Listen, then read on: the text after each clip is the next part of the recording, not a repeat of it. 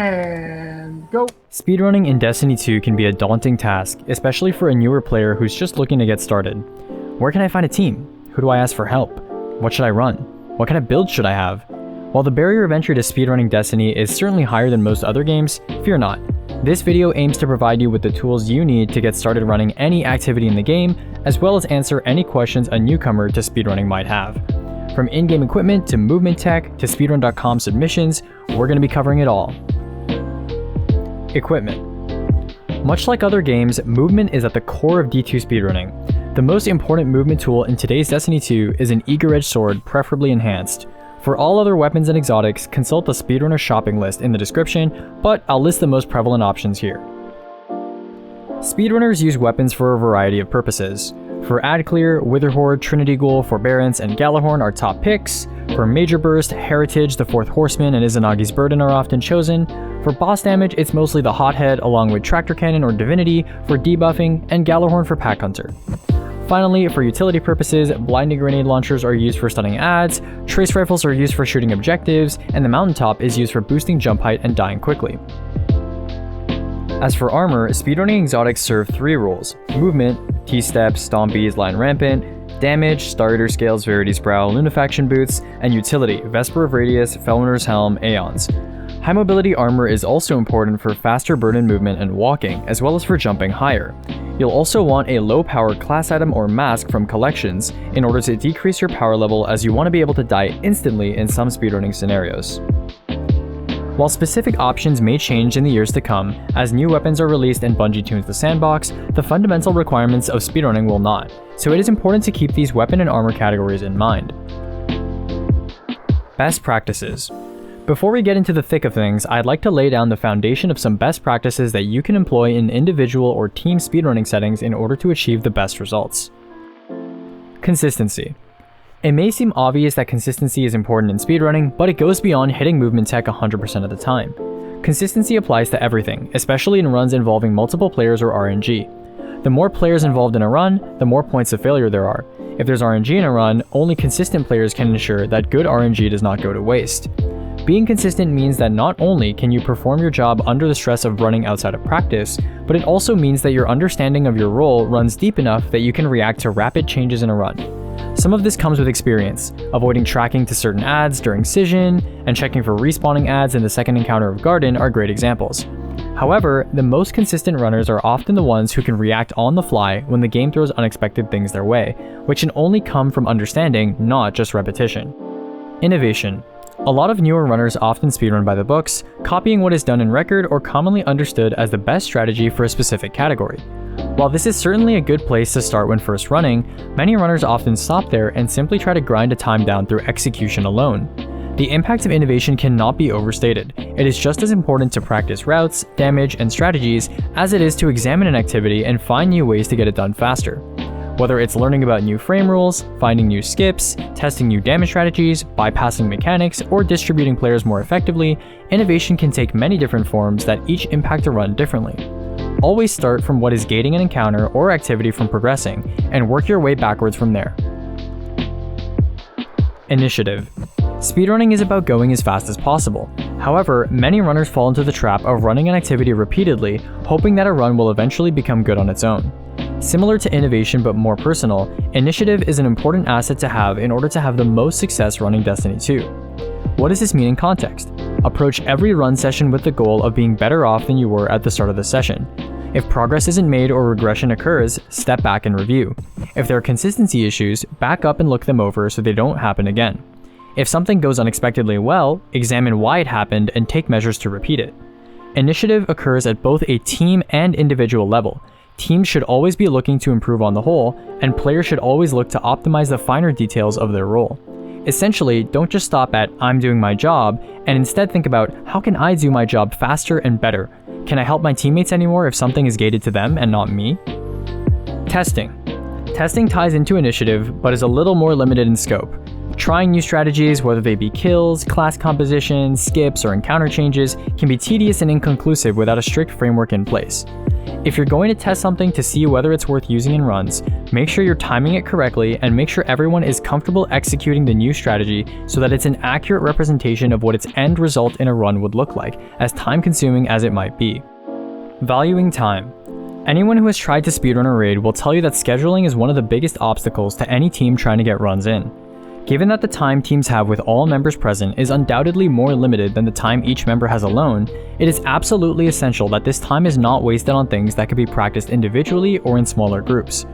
Members of a team should respect each other's time. If you're on skip, practice it on your own time before or after runs. If you're struggling on damage, practice your rotation in a more casual setting. If you're doing a section of an activity with less than the full team, practice that without everyone present. This also goes both ways. If a teammate of yours needs help securing a checkpoint or progressing an encounter to a point where they can practice effectively, you should try your best to go out of your way to help them. Expectations. When running anything, setting clear expectations before going hard in runs is very important.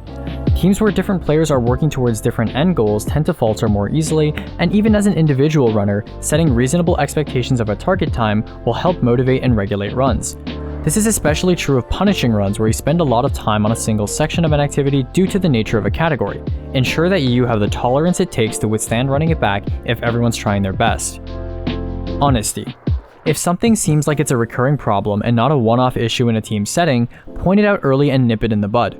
No hard feelings, everyone's working towards the same goal, and the sooner you identify issues and address them, the sooner the team can practice good habits. The opposite is also true. If you make a mistake, ensure that you are honest and accountable so that problems can be resolved expeditiously. Fundamentals. In this section, we're going to go over some fundamental concepts that make repeat appearances in Destiny 2 speedrunning. Whether you're speeding through a strike or blitzing through a raid, these are all useful things to keep in mind when developing strategies. Load zones. Every area in Destiny consists of load zones. These load zones are 3D regions of variable size, designed to split an activity into more manageable sections so that the game isn't as resource intensive while still being large and immersive. However, load zones also have some useful properties that can be exploited in the right circumstances. Spawns. Speedrunning in Destiny 2 is just as much about dying as it is about living. A lot of tech requires you to die in order to skip something or spawn somewhere more preferable. Let's start with default spawns. Every time you enter a new load zone, as indicated by the fade-in of the load's name in the bottom left of your screen, the game needs to give you a spawn point so that if you die, you'll spawn somewhere. If you've just entered and haven't traversed much, the game will give you a default spawn, often near where you've entered the load zone if you're moving through an activity normally. Now, you can imagine how this might be exploited. For example, what if a load zone has a default spawn that is far away from where you might first enter a load zone in an activity? Then, if you entered said load zone and died without setting a spawn point manually, you'd respawn quite far away from your initial death point. Going even further, some load zones have what are called fallback default spawns, which are relied upon if your initial spawn is blocked by an object, whether that be a player, enemy, or even stasis crystals. By blocking these default spawns, it is possible to manipulate your spawn location even further by respawning in a fallback rather than the original default. On the other hand, sometimes you do want to set your spawn manually. In that case, players will usually spend a significant amount of time with their feet on the ground in a load, and that should guarantee that their spawn is set near where they've been moving.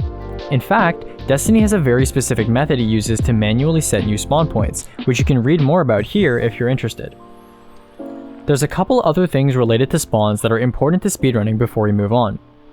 Another common technique used with spawns is called death warping. Normally, when you start an encounter, everyone that is not within the vicinity of said encounter will get joining allies and have their screen fade to black, causing them to be pulled to the encounter starting area in about 11 seconds. However, if you die in the same load zone as an encounter, the start of said encounter will move your ghost to the starting location itself, allowing you to respawn and participate in the encounter instantly rather than waiting through the joining timer. Finally, although not related to load zones, dying also resets all buff and debuff timers, which are often used during encounters to prevent certain players from doing certain actions twice. For example, an encounter might prevent you from picking up a relic after dropping it, or prevent you from interacting with something for a cooldown after doing it once. Dying and being revived will allow you to bypass this time restriction, which can come in handy in some speedrunning instances. Transition zones. Between every pair of load zones in an activity, there's something called a transition zone or hub, where the two load zones share some territory that technically belongs to both load zones. Depending on which load zone you are coming from, the border between the two load zones can vary. As such, the load zone you are coming from extends further into the transition zone compared to if you were to turn around and return to that same load zone. A great example of a technique using transition zones is called backloading, which is essentially fully leaving and re-entering a load zone in order to reset the properties of said load zone. Remember when we talked about default spawns being set when you first enter a load zone? Those get reset when you backload, and this is used in certain speedruns in order to respawn in more advantageous locations. Asset loading. Asset loading in Destiny 2, much like in other games, is not instant. Based on your connection, hardware, and activity status, including players joining, leaving, or disconnecting, objects in a load zone can take longer than normal to spawn in. This can be useful in some instances where certain doors or blockages can be bypassed when you first enter a load zone. While this can change from season to season since Bungie's servers also change how fast asset loading takes place, there are plenty of examples of skips, transitions, and other techniques that consistently exploit slow asset loading. Momentum. Another interesting property of load zones is that you carry momentum into them. While this is used in very few runs, a good example is sorting into a load zone at high speed, like with Eager Edge. Doing so will reset your character to its default state, stopping the sword swing animation but keeping your momentum, sending you flying forward into the load zone at high speed. Joining allies. As discussed during the spawn section, joining allies pulls players to encounter starting positions after about 11 seconds of being in a joining region. However, in many encounters, this joining allies period isn't permanent and only lasts for the first 10 to 15 seconds of the encounter. As such, it is possible to go outside the bounds of an encounter after this period is ended. However, many skips are not fast enough to make it to another encounter region on time if they simply wait inside the encounter until this period has elapsed. There is hope though. It is possible to actually reset the joining timer by dipping into the encounter load zone from an adjacent one. As such, many skips utilize something called a joining cancel, where the skipper waits at the very boundary of an adjacent load zone to the encounter, then dips into the encounter load zone at just the right time to reset their timer, which extends it long enough so that the joining period runs out before it pulls them back to the encounter. Objectives. Progression checks or objectives are a key part of understanding Destiny 2 speedrunning, much like in other speedrunning games. Let's go over 3 factors that affect progression of an activity in this game. Whether it's checking for ad kills, player position, or object destruction, checkpoints and objectives can vary wildly in how they affect a Destiny 2 speedrun.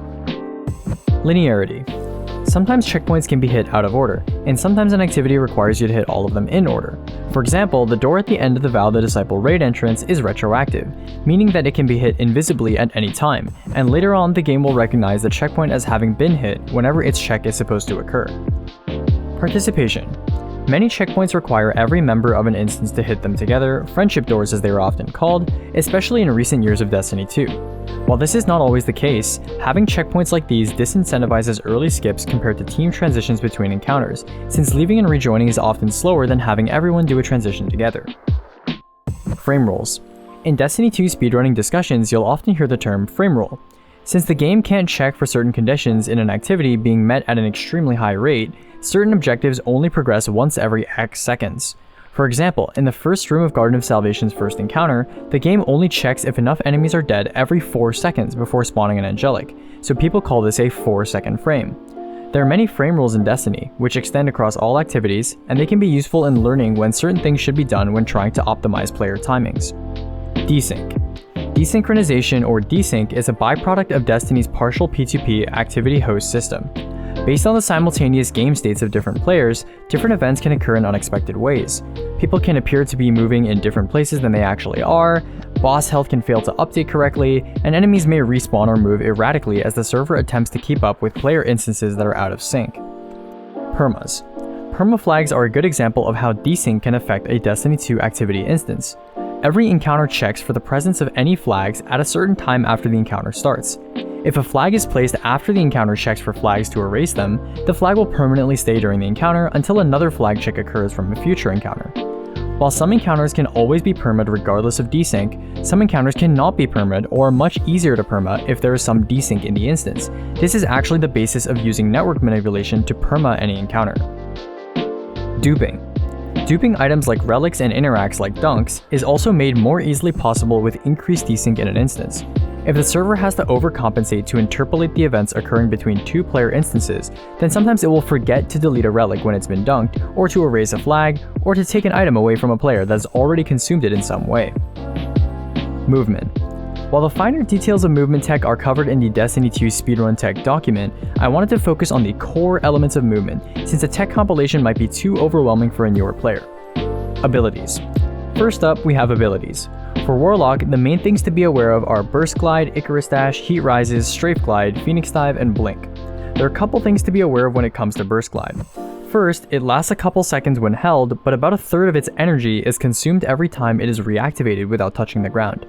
As such, to conserve speed and height, ensure that you are holding it all the way through instead of spamming it when going long distances. Additionally, Burst Glide carries whatever directional velocity you carry with you whenever you enter it. That means that if you are falling and activate your glide, it will carry you downward and vice versa. If you want the most height from something like a well line or a regular jump, then you'll need to activate your glide as quickly as possible after pressing jump. Even more height can be obtained by shooting the ground with a non-lethal mountaintop shot in between both jump inputs. Icarus Dash is also an important tie-in to Burst Glide. While your glide is active, Icarus Dash will amplify horizontal momentum from your glide and temporarily interrupt your glide. On top of this, Icarus Dash also provides physics immunity frames, which allow you to bounce off objects at high speeds without taking nearly lethal damage, which makes this tech safer even post-lethal physics patch. Heat Rises is another hugely important part of Warlock movement. Allowing you to have essentially infinite glide time including reactivations, and increased maximum glide height at the cost of drastic horizontal glide deceleration, Heat Rises is an essential part of getting high and far as a Warlock. Whether you're bouncing high on a 3/4 skip in Garden of Salvation or boosting yourself over the Vow of the Disciple entrance door, Heat Rises is an integral part of vertical movement in Destiny speedrunning. Two more things about Heat Rises. When active against a sloped wall, it allows you to ascend vertically indefinitely as long as it is active, and it gives you 2 Icarus Dashes. While 2 dashes are not necessarily incredibly useful with the neutered version of Burst Glide that comes with Heat Rises, they can be helpful for extending total well line distance or increasing Rain of Fire reload rate. With Heat Rises comes Strafe Glide.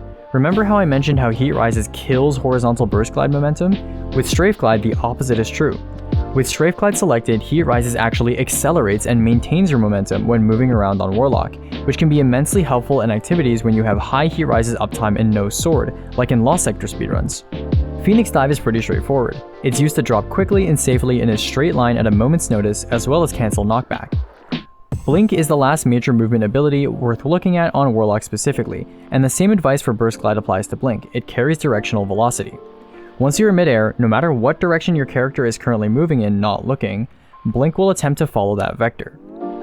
Hunters and Titans are far less diverse in their ability-based movement capabilities, but I'll throw in a few tips for those looking to refine their movement on both classes.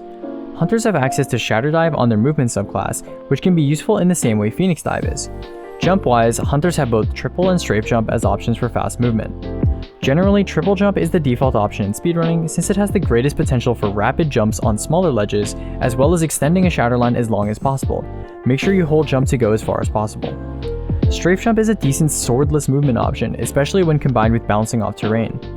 Finally, the same tips for Blink apply to Hunter as they do to Warlock. Titan movement tech tends to be quite shallow, with the basics boiling down to putting on catapult lift, binding jump to scroll wheel, and scrolling and burst quickly between touchdowns. Unlike Warlock Glide, Titan lift recharges whenever it's not active, and not just when you are on the ground, while lasting a shorter duration. This means that using an exotic like Lion Rampant allows you to recharge your lift and continue to use it without touching the ground.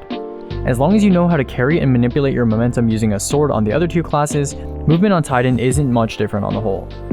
Grappling was recently introduced in Lightfall and is also something worth mentioning in a speedrunning context.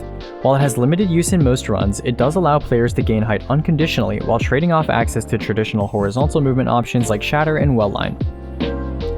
Swords. Swords are at the core of movement in Destiny 2. In fact, mastery of sword movement is often an easy way to distinguish inexperienced runners from experienced runners. The main issue most newer runners have with sword movement these days is a heavy reliance on copy-pasting the same sword tech done the same way in every scenario. Learning how to move quickly and optimally involves understanding the interactions between gliding, dashing, swording, as well as tech like well-lining and shatterlining. The most fundamental movement information about swords comes from the idea of momentum transfer. Whenever you swing your sword, when your swing animation ends, you lose all the momentum you gained while swinging your sword. However, if you swap weapons before you end your swing, you will notice that your momentum will carry forward. This is especially important for Warlocks, as the initial burst of speed obtained from swinging your sword can be chained into Burst Glide and Icarus Dash combinations that can increase the speed of your neutral movement significantly. However, many players only understand this as the combo of swinging, swapping, and then dashing. The core tech of what is called fake skating in Destiny 2 is as follows: swing, swap to another weapon, glide, swap to sword, glide. When chaining fake skates, you don't consume your Icarus dash, allowing you to use it at more opportune moments, something that a lot of newer runners don't have a solid grasp on. Instead of jumping high and eager swap dashing everywhere, generally you want to stay low to the ground, maximizing how often you use eager edge, and using your dash to extend your horizontal movement in particularly long sections. Besides fake skating, the other important movement tech to be aware of when it comes to swords is shatter or well lining.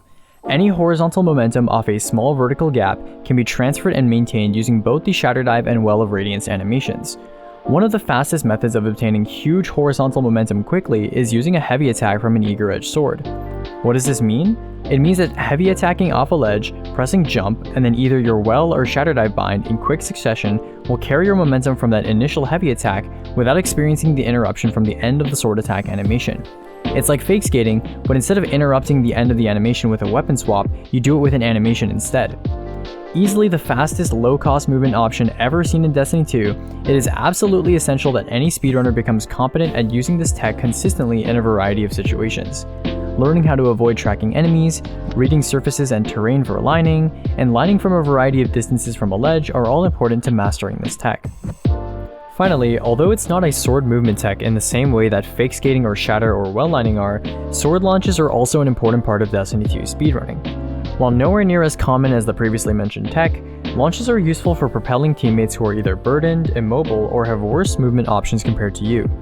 For example, if a teammate is carrying some sort of relic that prevents them from moving quickly, launching them with your sword by colliding with them at high speeds is a good idea to speed up an objective involving that relic. Sparrows. While advanced sparrow movement has become less essential to Destiny 2 given the prevalence of eager edge movement tech, being competent with basic sparrow movement is certainly useful in any scenario involving tight areas where the immense horizontal speed of eager edge may not be as useful. Remember to use your boosts, dodge to maneuver terrain, and figure out when to recharge your boosts in order to minimize downtime while using a sparrow to travel. While I won't cover sparrow flying or slipstreaming in this video, as they are relatively uncommon in runs these days, the Speedrun Tech doc that I mentioned earlier has extensive tutorials on everything sparrow related in it. Barriers. While barrier surfing and pushbacks are relatively uncommon in Destiny 2, I wanted to include them here as they do make an occasional appearance in runs. To put it short, moving into a pushback barrier, usually by sorting, will cause the barrier to slingshot you back outward at a reflected angle. This can be useful because often the pushback will actually increase the momentum you had going into it, resulting in a big burst of speed. Breaches. When getting out of bounds isn't as simple as jumping through a hole in the map, sometimes thin walls can be breached. This section will go over the 3 most common breaches in Destiny 2 speedrunning. Sparrow Breach. By dodging left into a wall and dismounting your sparrow in rapid succession, your sparrow will clip slightly into the wall and your character will dismount on the other side, allowing you to breach certain walls if your timing is right. Res Breach. Res breaching takes advantage of the fact that when the game automatically revives you, it will respawn you exactly where your ghost is, even if manually, if you try to respawn, it would spawn you back in bounds. By putting your ghost through a wall, floor, or ceiling, and then having the game revive you, you can spawn through certain barriers. Interdimensional Res Breach. Finally, the IRB. While this is a relatively complicated tech compared to everything else in this video, it has gained some recent traction, so I wanted to touch on it briefly here. Since you already know some information about load zones, it won't be that hard to explain. Essentially, every load zone in an activity shares a global coordinate system that contains player spawn information, among other things. By setting your spawn in one load zone and then dying while moving from a donor adjacent load zone to a target load zone where you want to end up, you can essentially remap your original spawn point from the original load zone to nearly anywhere in the target load once you've been automatically revived. And so the IRB isn't really a breach, but rather a teleport anywhere you can set a death point from another load zone, which can be very powerful in certain scenarios where a skip would otherwise be very difficult.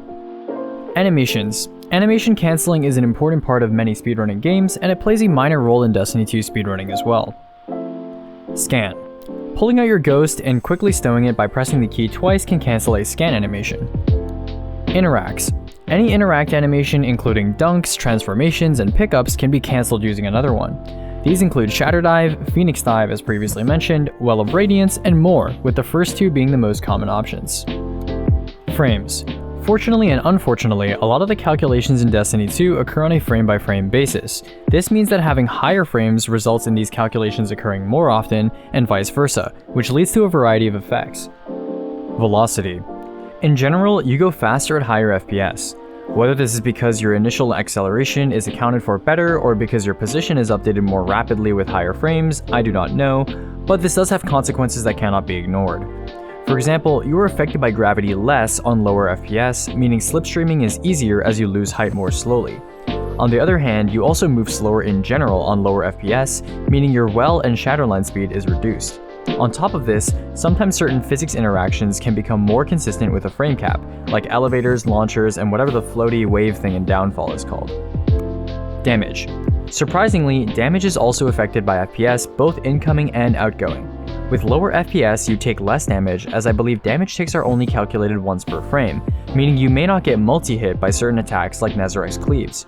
With higher FPS, you do more damage, since high tick rate weapons like Wolfpack rounds and Storm Grenades have more opportunities to have their damage ticks accounted for instead of being lost between frames. Running. Now that you know the fundamentals, let's get to actual runs. Categories. How do you decide what to run? Well, it's pretty simple. At the end of the day, you're more likely to succeed if you choose an activity you enjoy, so pick out any activity in the game that meshes well with you and give it a try. I would advise against starting with a high-level speedrun like a raid or dungeon, and instead first work on perfecting your basics with a mission or seasonal activity run. GMs are also a great place to get started, since a lot of people are already incentivized to get fast times to farm loot, and the focus is more on large-scale combat than it is on movement and precision. Something you may hear about while first speedrunning Destiny 2 is the categories of API and RTA runs. Since this is a commonly asked question by newer runners, I thought I'd mention it here. API refers to Bungie's in-game activity timer, which shows up on websites like Raid and Dungeon Report. While many players know of these websites, there are no rule sets preventing players from using illegitimate methods like temporary glitches, network manipulation, and cheating software in order to obtain these times. On the other hand, RTA is the timing method used by Speedrun.com, which ensures that load times are removed, hardware differences between teams are mitigated, and that runs are held to a competitive standard. API runs are a great way to get acquainted with speedrunning for times on a leaderboard, but in general, the community views RTA as the legitimate standard for speedrunning Destiny 2. Rules. Now that you've picked a category, take a look at the rules. You can take a look at any category's rules by going to speedrun.com/destiny2, finding the category, and clicking Show Rules in the top right corner of the leaderboard box. On top of this, you should also read over the main rules, which can be found by clicking the Game Rules tab in any category's rule box. The rules will tell you any specific restrictions your category might have, as well as what artifact mods are allowed or banned, among other things. Teammates. Unfortunately, there's no simple and straightforward way to find people to run with. While there are a lot of different ways to get acquainted with other runners, I would say the easiest way to improve rapidly as an individual player looking to run fireteam strikes, missions, or raids and dungeons is twofold. First, I would run a solo activity to refine your own movement and optimization skills. Second, on top of that solo run, I would also look to join farms or casual runs, which are usually hosted by people looking for raid report times. Usually, these environments are lower stakes, meaning that you are more free to practice speedrun tech and activity-specific strats without fear of consequences or judgment. After all, the only way to practice raid and dungeon strats is playing with other fast players, and that's not really something you can do with LFGs. Once you get more comfortable, pick a few people you enjoyed running with on your journey, join a team post in the LFG channels in the Speedrun panel server, or bring some passionate friends with similar interests. Questions. If you have any questions about what you're running, there's a lot of people you can ask. You should start by asking in the Speedrun panel Discord at discord.gg/d2speedrun. You can also ask other runners who have run or are running the same category as you. Often they will have answers to your questions, since they were likely asking the same ones when they first started running. If you have questions about rules or speedrun.com, feel free to contact one of the mods on Discord. Splitting. You may have seen a timer with segments of a run overlaid on top of certain run videos, with useful information that you might want to look at during a run. This software is called LiveSplit, and you can download it for yourself for free. To get yourself started, make a layout and explore the layout settings. Make sure to check Ignore while running and not in focus. After that, make a split file and start adding whatever segments you want to your run. For a run with many precise splits, you may also want to consider using a 2016 Toyota Corolla's auto splitter, available on his YouTube channel. This tool works with LiveSplit and checks your display for certain text or markers in order to automatically split on important events like objective updates or boss kills. Recording. Since video evidence is recorded for all runs submitted to speedrun.com, recording your run is pretty important. I would use OBS Studio along with your GPU hardware encoder in order to record your run in most cases. If you should be using CPU encode, you probably already know how to record. I use the following settings on screen, which can be adjusted slightly to meet your performance needs. Make sure you leave clips on for practice so you can go back and review important moments using either Shadowplay, Relive, or OBS Replay Buffer. Some people record entire sessions and then trim out their important runs, while others start their recordings at the very start of every attempt. What you choose to do is up to you, but make sure you have it all recorded. Scheduling. While scheduling runs in a team environment is often just limited to whenever everyone has time, there are some things to keep in mind while scheduling. A lot of players start to lose concentration after a few hours, and run fatigue in general can build up and become detrimental if a session goes on for too long. Additionally, taking too long of a break can lead to rust, but taking short breaks between sessions also noticeably sets an improvement and results from practice. In essence, keep run sessions capped at a few hours outside of extraordinary circumstances, give strategies and practice time to marinate between sessions, and make sure you try not to break between sessions for too long. Pre-session. Before sessions, make sure you have an idea of what you are going to do during each session before the session actually starts. Whether it's planning strats, assigning roles, going over encounters, or whatever else it may be, figuring out what needs to happen during a session can happen well in advance, saving precious time that everyone has together. On top of that, make sure everyone has acknowledged that they can make it on time. Post-session. After sessions, it can be useful to briefly review what could be improved and what went well during runs. Whether you are running solo or with others, it is unbelievably useful to be able to go back and review what you've done during a session to see where you are when it comes to progression. It also does teams good to remind themselves of what they should be working on either between runs or during the next session, so it's fresh in everyone's minds the next time the runs happen. Submitting. Account. If you want to submit a run to speedrun.com, first you need to make an account. Head to speedrun.com, click the sign up button in the top right corner, and you should be set. Ideally, everyone participating in your run has a speedrun.com account so you can credit them there, but it's not necessary. POVs. Any necessary POVs also need to be included in your run submission. As of now, that means at least one encounter and one of each skip or separate location POV. A helpful tip, you can separate the POV links by 2 spaces in a single line in the video URL section of your submission to embed all the POVs at once. Timing. While your run will be timed for you by a verifier, if you want to time your run yourself, I would recommend doing so using a video editor or a frame timer tool, which I'll link below.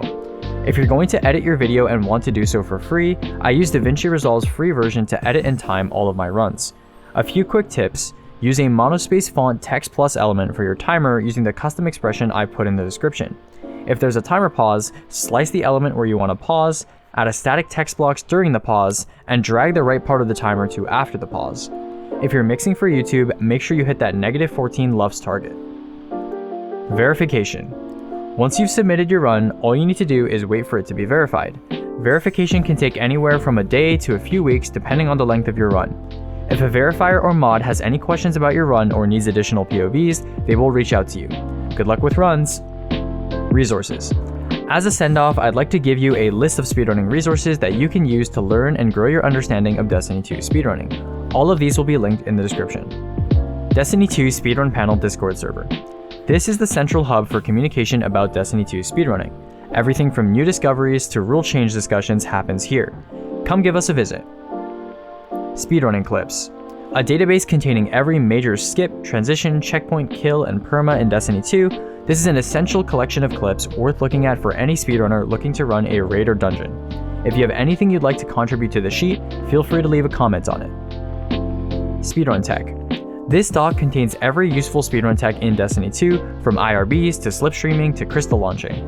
A lot of the niche stuff I said I wouldn't cover in this video you'll find here, even though I've covered everything I think you'll need for 99% of Destiny 2 runs. Speedrunner shopping list. Remember how I mentioned only the most important weapons? Now you can see all the weapons that are relevant to D2 speedrunning, well, like 99% of them, including the niche ones. From trace rifles to Lumina, this list has it all, including roles and sources. Timing tools. If you want to time your speedrun yourself, I've linked a couple tools you can use, ranging from browser extensions to video editors to frame timer websites. Getting started with speeds.